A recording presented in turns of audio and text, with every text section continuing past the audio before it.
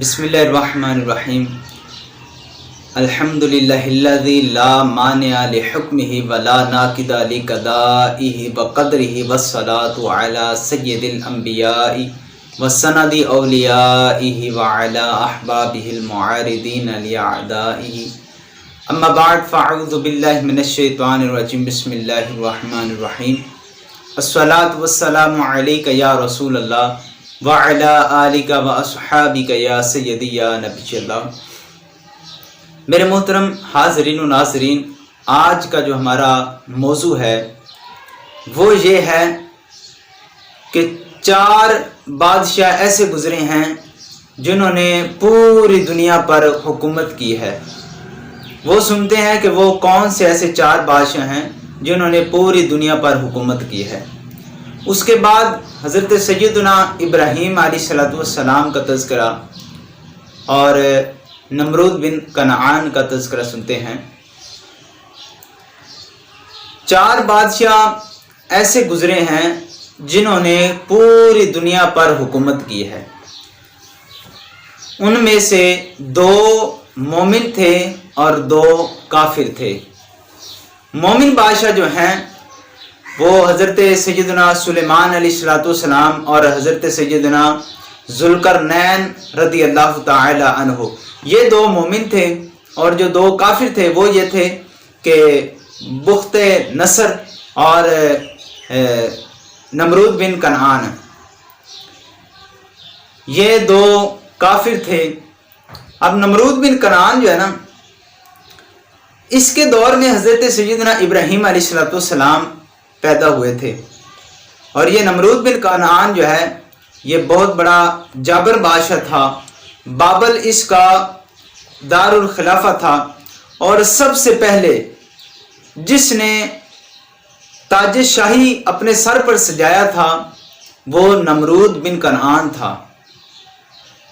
اور اس سے پہلے کسی نے بھی تاج شاہی جو ہے وہ اپنے سر پر نہیں سجایا تھا۔ یہ والد الزنا ہے، حرامی تھا، زنا کی اولاد تھا۔ اس کی ماں نے زنا کیا تھا۔ اس نے یہ سوچ کر زنا کیا تھا کہ سلطنت کا کوئی وارث نہ ہوگا تو سلطنت جو ہے یہ ختم ہو جائے گی، بادشاہی جو ہے یہ ختم ہو جائے گی۔ لہٰذا اس نے کہا کہ بادشاہی کے لیے، سلطنت کے لیے کوئی وارث پیدا کرنا ہے۔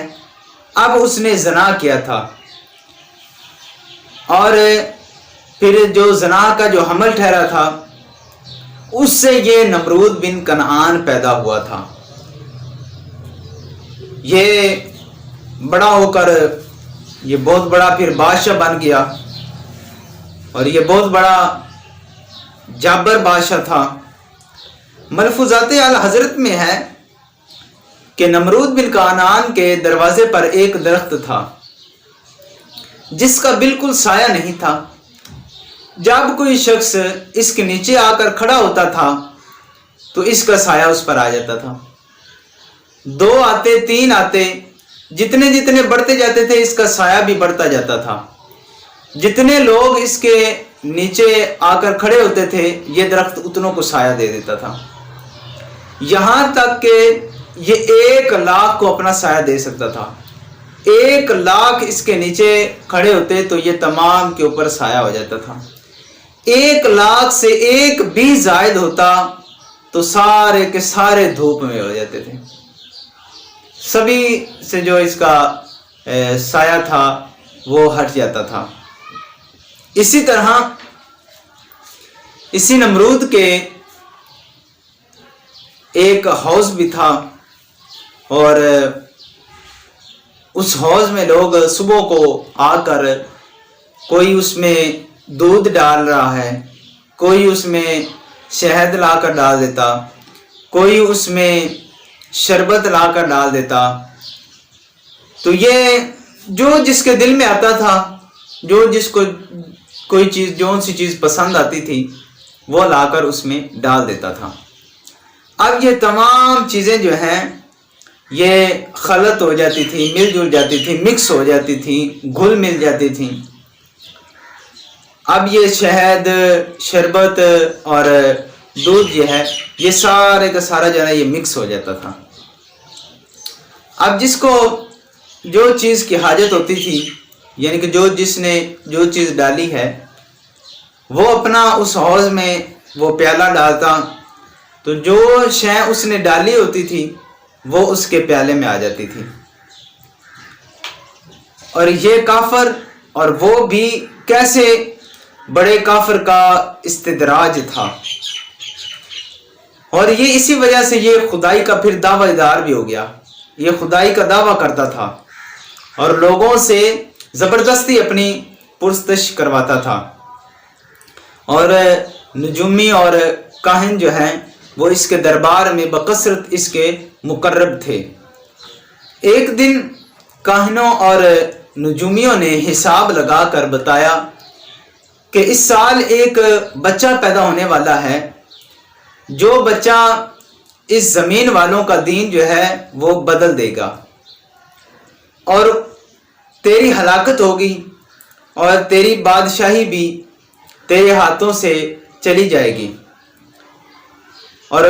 یہ بھی کہا جاتا ہے کہ ان کاہنوں اور نجومیوں نے یہ بات جو ہے یہ سابقہ انبیاء کرام علیہ الصلوۃ والسلام کی کتب سے یہ پڑھا ہوا تھا۔ اور ایک روایت میں یہ بھی آتا ہے کہ نمرود بن کنعان نے خواب میں دیکھا کہ ایک مینڈا جو ہے وہ اس کے پاس آیا ہے، اور اس مینڈے نے اپنے سینگوں سے اس کا تخت جو ہے وہ توڑ پھوڑ دیا ہے۔ صبح کو اس نے معبرین، تعبیر بتانے والوں سے، خواب کے تعبیر بتانے والوں سے اس نے اپنا یہ خواب بتایا، تو انہوں نے بتایا کہ اس سال ایک فرزند ایسا پیدا ہوگا جو تیری بادشاہی کے لیے زوال ہوگا، جو تیری بادشاہی کو تباہ کر دے گا۔ اور علامہ سدی نے کہا کہ نمرود نے ایک رات یہ خواب دیکھا کہ ایک ستارہ نکلا، اور اس کی روشنی جو ہے وہ اتنی زیادہ ہے کہ اس کی روشنی کے آگے چاند، ستارے اور سورج جو ہیں یہ بے نور ہو جاتے ہیں، اتنی زیادہ اس کی روشنی ہے۔ اور اس سے اس کو شدید خوف و ہراس پیدا ہو گیا، اور اس سے یہ ڈرنے لگ گیا۔ صبح کو اس نے نجومیوں اور کاہنوں کو اپنے دربار میں بلایا، اور اس نے اپنا خواب ان کو سنایا۔ اس نے کہا کہ آج رات میں نے ایک خواب دیکھا ہے کہ ایک ستارہ نکلا، اور اس کی روشنی اتنی زیادہ ہے کہ اس کی روشنی اتنی زیادہ ہے کہ اس کی روشنی کے سامنے چاند کی روشنی کچھ بھی نہیں، چاند بے نور ہو گیا ہے۔ اس کی روشنی اتنی زیادہ ہے کہ اتنی روشنی سورج کی نہیں ہے، سورج اس کی روشنی کے سامنے بے نور ہو گیا ہے۔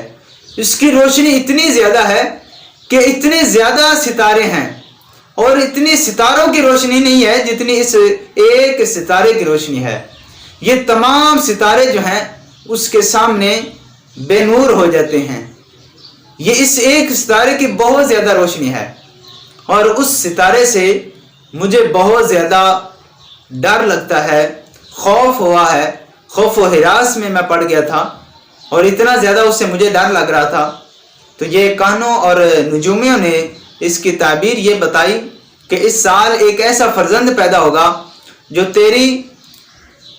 اور تیری بادشاہی کی ہلاکت کا باعث بنے گا۔ جب یہ نمرود نے سنا کہ اس سال ایک ایسا بچہ پیدا ہوگا جو میری اور میری بادشاہی کی ہلاکت کا باعث بنے گا، تو اس نے پھر یہ سن کر بے حد پریشان ہو گیا،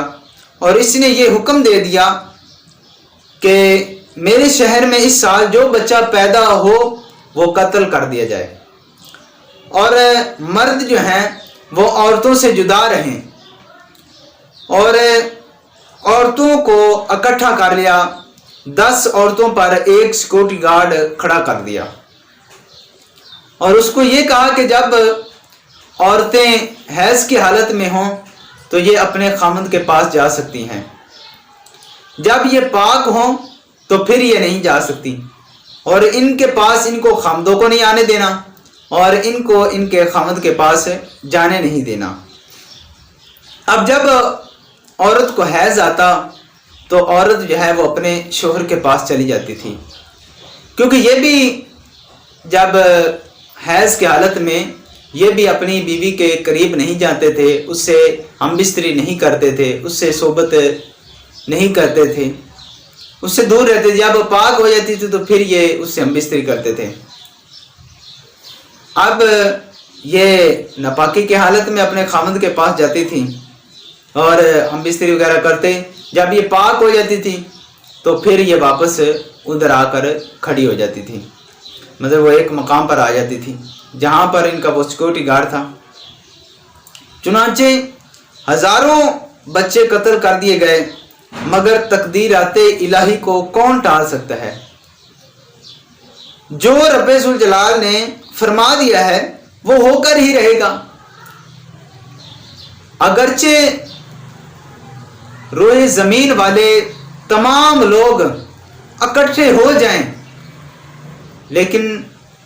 یہ ایک تنکے کو ہلانا چاہیں، رب ذوالجلال چاہے کہ یہ تنکا نہ ہلے تو پوری دنیا جو ہے وہ کوشش کر جائے، کوشش کرتے رہے، لیکن ایک تنکے کو نہیں ہلا سکتی۔ تو یہ حضرت ابراہیم علیہ السلام کے والد آئے تو انہوں نے جب اپنی بیوی کے پاس گئے تو اپنی بیوی کو دیکھا کہ وہ تو طہر کی حالت میں ہیں، وہ تو پاک ہیں، ان کو حیض نہیں آیا ہوا ہے، اور آپ نے اپنی بیوی کے ساتھ عمل زوجیت کیا۔ تو حضرت ابراہیم علیہ السلام اپنے والد کے صلب اطہر سے اپنی والدہ کے بطن اطہر میں تشریف لے آئے۔ جب حضرت سیدنا ابراہیم علیہ السلام اپنی والدہ کے بطن اطہر میں تشریف لے آئے تو کاہنوں اور نجومیوں نے پھر حساب لگا کر اس نمرود کو بتایا کہ وہ بچہ اپنی ماں کے پیٹ میں آ گیا ہے جو تیری اور تیری بادشاہی کے زوال کا باعث بنے گا، جو تیری اور تیری بادشاہی کو تباہ کر دے گا، وہ بچہ اپنی ماں کے پیٹ میں آ گیا ہے۔ تو نمرود نے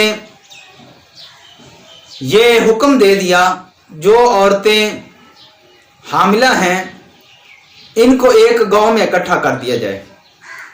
جب بچہ پیدا ہو تو اس بچے کو قتل کر دیا جائے۔ اب انہوں نے بتایا کہ تم نے اتنے یہ انتظامات کیے ہیں تو یہ سارے کے سارے انتظامات جو تیرے وہ دھرے کے دھرے رہ گئے ہیں، لیکن بچہ جو ہے وہ پھر بھی اپنی ماں کے پیٹ میں آ گیا، پھر بھی اس عورت کو حمل ٹھہر گیا ہے۔ نمرود نے جب یہ حکم دیا کہ یہ تمام حاملہ عورتیں جو ہیں ان کو ایک گاؤں میں اکٹھا کر دیا جائے، تو یہ اس کے جو فوج تھی انہوں نے جتنی بھی حاملہ عورتیں تھیں تمام کو ایک گاؤں میں اکٹھا کر لیا، لیکن حضرت ابراہیم علیہ السلام کی والدہ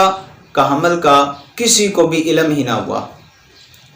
کسی کو بھی پتہ نہ چلا، لہذا اس سے بہت زیادہ انہوں نے بچے قتل کیے۔ تو حضرت ابراہیم علیہ السلام کی ولادت کا وقت قریب ہوا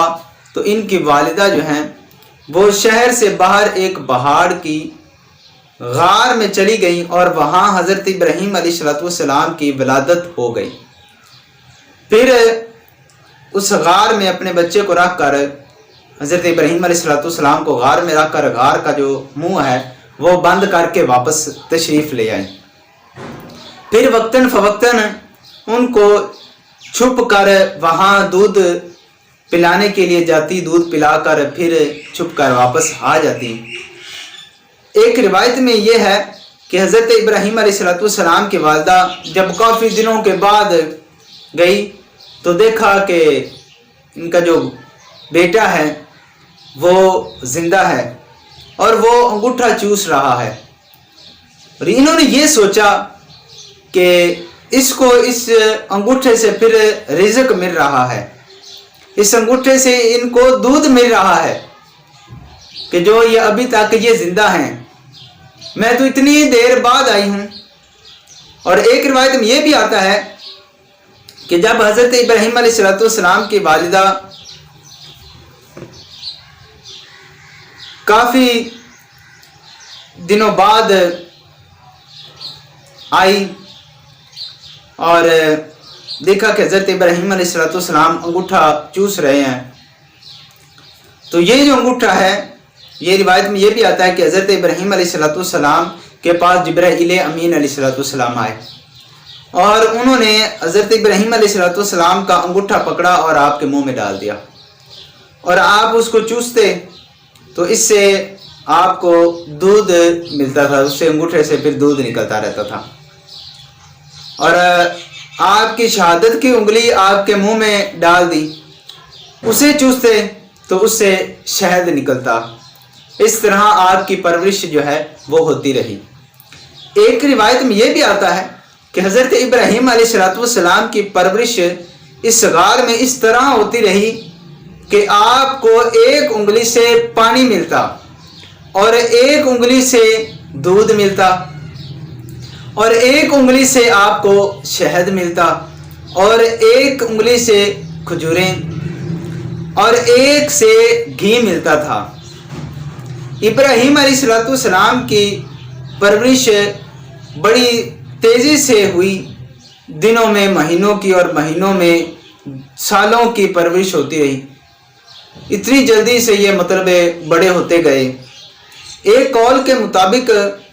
15 مہینوں سے زیادہ غار میں نہیں ٹھہرے تھے، مطلب جب آپ، بعض مفسرین کا قول ہے کہ 7 برس کی عمر تک، بعض کا قول ہے کہ 13 برس، اور بعضوں نے تحریر فرمایا کہ آپ 17 سال تک آپ اسی غار میں پرورش پاتے رہے۔ جب آپ 17 سال کے ہو گئے، 17 سال تک آپ نے پرورش پا لی اس غار میں، تو پھر آپ اپنے قبیلے میں تشریف لے کر آئے۔ تو حضرت ابراہیم خلیل اللہ علیہ نبینا علیہ السلام کی جس دور میں ولادت ہوئی، لوگ اس دور میں ستاروں، چاند اور سورج کی پوجا بھی کرتے تھے، بت پرستی عام تھی، نمرود نے بھی خدائی کا دعویٰ کیا ہوا تھا۔ اللہ تعالیٰ نے ابراہیم علیہ السلام کو ابتدا ہی سے ہدایت و نبوت عطا فرمائی۔ قرآن مجید فرقان حمید میں یہ ہے، اللہ رب العزت نے ارشاد فرمایا، بسم اللہ الرحمن الرحیم، وَلَقَدْ آتَيْنَا إِبْرَاهِيمَ رُشْدَهُ مِنْ قَبْلُ وَكُنَّا بِهِ عَالِمِينَ۔ ترجمہ اس کا یہ ہے کہ بے شک ہم نے ابراہیم کو ان کی ابتدائی عمر میں ہی، یعنی بالغ ہونے کے پہلے ہی سے اس کی نیک راہ اس کو عطا کر دی، اور ہم اس سے خبردار تھے کہ وہ ہدایت نبوت کے اہل ہیں۔ جب حضرت ابراہیم علیہ السلام غار سے اپنے شہر کی طرف آئے اور ایک رات آپ نے مشتری ستارہ کو دیکھا، تو قوم کو توحید کی دعوت دینے کے لیے آپ نے نہایت ہی نفیس اور دل نشین انداز میں لوگوں کے سامنے اس طرح تقریر فرمائی، بہت ہی پیارے انداز میں کہ لوگوں کے دل میں یہ بات بیٹھ جائے۔ اس انداز میں آپ نے تقریر فرمائی اور لوگوں کو نیکی کی دعوت بھی دی، ہدایت کی طرف بلانے کے لیے ان کو یہ دعوت دی کہ تمہارا اصل رستہ جو ہے وہ حقیقی رب کی طرف ہے، نہ کہ یہ بتوں کی طرف نہیں ہے۔ یہ جو تم ستاروں کو پوجتے ہو، یہ چاند کو پوجتے ہو، یہ سب غلط ہے، یہ تم شرک کر رہے ہو۔ تو یہ آپ نے بہت پیارے انداز میں آپ نے سمجھایا۔ اے لوگو، کیا اس ستارے کو میرا رب ٹھہراتے ہو؟ پھر جب وہ ستارہ ڈوب گیا تو آپ نے فرمایا کہ ڈوب جانے والوں سے میں محبت نہیں رکھتا۔ یہ ستارے کو تم نے دیکھا ہے اور اس ستارے کو کیا تم میرا خدا ٹھہراتے ہو؟ اور جو یہ تو ابھی ڈوب گیا ہے اور ڈوب جانے والوں سے میں محبت نہیں کرتا۔ پھر اس کے بعد جب چمکتا چاند نکلا تو آپ نے فرمایا کہ کیا اسے میرا رب ٹھہراتے ہو؟ یعنی اب تو چاند نکل آیا یہ ستارے سے بڑا، کیا اس کو میرا رب ٹھہراتے ہو؟ پھر جب وہ بھی غروب ہو گیا تو آپ نے فرمایا کہ اگر میرا رب مجھے ہدایت نہ فرماتا تو میں بھی انہی گمراہوں میں سے ہوتا۔ پھر جب چمکتے دمکتے سورج کو دیکھا تو آپ نے فرمایا کہ یہ تو ان دونوں سے بڑا ہے، یہ تو ان سب سے بڑا ہے، کیا اسے میرا رب ٹھہراتے ہو؟ پھر جب یہ بھی غروب ہو گیا تو آپ نے فرمایا کہ اے میری قوم، میں ان تمام چیزوں سے بیزار ہوں جن کو تم لوگ خدا کا شریک ٹھہراتے ہو، اور میں نے اپنی ہستی کو اس ذات کی طرف متوجہ کر لیا ہے جس نے آسمان اور زمینوں کو پیدا کیا ہے، جس نے آسمان اور زمین کو پیدا کیا ہے، میں نے اپنی ذات کو اس کی طرف متوجہ کر لیا ہے۔ بس میں صرف اسی ایک ذات کا عابد بن گیا ہوں، میں صرف اسی ذات کی عبادت کرتا ہوں اور میں شرک کرنے والوں میں سے نہیں ہوں۔ پھر ان کی قوم ان سے جھگڑا کرنے لگی تو آپ نے فرمایا کہ تم لوگ مجھ سے خدا کے بارے میں جھگڑتے ہو، اس خدا نے تو مجھے ہدایت دی ہے اور میں تمہارے جھوٹے معبود سے بالکل نہیں ڈرتا۔ سن لو، بغیر میرے رب کے حکم کے تم لوگ اور تمہارے دیوتا میرا کچھ بھی نہیں بگاڑ سکتے۔ میرا رب ہر چیز کو جانتا ہے، کیا تم لوگ نصیحت کو نہیں مانو گے؟ مطلب یہ کہ یہ تمام نبی آئے ہیں، انہوں نے اپنی قوم کو یہی ہدایت کی طرف بلایا ہے اور ہدایت کی دعوت دی ہے۔ جس طرح حضرت سیدنا ہود علیہ السلام آپ نے بھی اپنی قوم کو ہدایت کی دعوت دی ہے، بہت سمجھایا کہ اے میری قوم یہ بتوں کو نہ پوجو۔ اس طرح حضرت نوح علیہ السلام آپ نے بھی فرمایا اے میری قوم بتوں کو چھوڑ دو، یہ تمہارے خدا نہیں ہے، حقیقی خدا وہی ہے جو رازق ہے، جو ہمیں رزق دے رہا ہے، حقیقی خدا وہی ہے جو ہمارا مالک ہے، حقیقی خدا وہی ہے جو ہمارا خالق ہے، جس نے ہمیں پیدا فرمایا ہے، جس نے ہمیں تخلیق کیا ہے، لہٰذا اسی کی عبادت کی جائے۔ اور حضرت ہود علیہ السلام نے یہ بھی فرمایا اے میری قوم یہ تمہارے خدا نہیں ہے، اور یہ تمہارے خدا کس طرح ہو سکتے ہیں؟ ان کو تو تم نے اپنے ہاتھوں سے بنایا ہے اور اپنے ہاتھوں سے بت بنا کر ان کو اپنا خدا کہتے ہو، یہ تمہارے کس طرح خدا ہے؟ نہ یہ حرکت کر سکتے ہیں، اور جب یہ بول نہیں سکتے ہیں، یہ حرکت نہیں کر سکتے ہیں، تو یہ تمہارے خدا کس طرح ہو گئے؟ لہذا یہ تمہارے خدا نہیں ہیں۔ تو اس کی حضرت ہود علیہ السلام کی قوم اور حضرت ابراہیم علیہ السلام کی قوم نے کہا کہ تم تو ہماری طرح ہو، تم ہمیں کس طرح ہدایت کی دعوت دے سکتے ہو؟ اور حضرت ہود علیہ السلام کی قوم حضرت ہود علیہ السلام کو کہنے لگی کہ تمہیں تو ہمارے جو بت ہیں، ہمارے جو خدا ہیں، ان کی کوئی تمہیں بد دعا لگ گئی ہے جس سے تم گمراہ ہو گئے ہو اور بے وقوف ہو تم۔ حضرت ہود علیہ السلام نے ارشاد فرمایا کہ میں بے وقوف نہیں ہوں، لہذا بے وقوف ہو تو تم ہو جو حقیقت کو نہیں جان رہے، حقیقت کو نہیں سمجھ رہے۔ تو آپ نے بھی یہی فرمایا کہ میں تم لوگوں سے اس چیز کی اجرت نہیں لیتا کہ جو میں نے تم لوگوں کو ہدایت کی دعوت دی ہے اس پر میں تم سے کوئی اجرت نہیں لیتا، لیکن یہ ہے کہ تم مجھے مارنے کی دھمکیاں دیتے ہو، لہذا تم لوگ سارے اکٹھے ہو جاؤ، اپنے خداؤں کو لے آؤ، اپنے دیوتا کو لے آؤ،